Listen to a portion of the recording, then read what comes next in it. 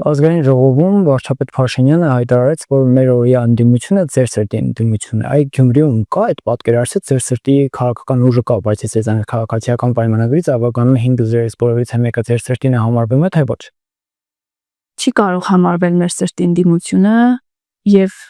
ես կարծում եմ, որ վարչապետը ի նկատի է ունեցել, որ գիտեք, այսօր ընդդիմությունը իրականում ձեռնտու է իշխանությանը, որովհետև նրանք դատարկ ընդդիմություն են, ոչինչ չասող ընդդիմություն են։ Ու երբ ես ամեն անգամ խոսում եմ, ասում դուք հաճախ մոտեցեք այս ամբիոնին, որովհետև դուք դրանով իրականում օգնում եք մեզ։ Ճիշտ է, մենք չունենք որևէ հավելյալ օգնության կարիք, բայց հաստատ չենք հրաժարվի իրենց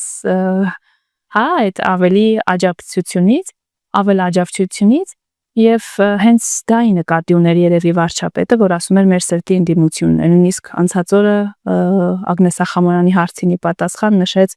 դուք եք այդ գանձերը, որի մասին խոսում եք, հա։ Իհարկե չարկերտավոր չունեն այդ մարդիկ, սպառված են, իրենք անընդհատ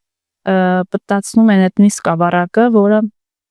արդեն ձանձրացնում է քաղաքացիներին շատ երկար տարիներ, նոր չի սկսել ձանձրացնել։ Ու իրենք չեն էլ աշխատում իրենց վրա, որ կարողանան փոփոխվել, ավելի հետաքրքիր դառնալ քաղաքացու համար։ Ես վստահ եմ, որ 26 թվականին իրենք նույնիսկ ընդդիմադիրների աթոռները չեն զբաղեցնելու։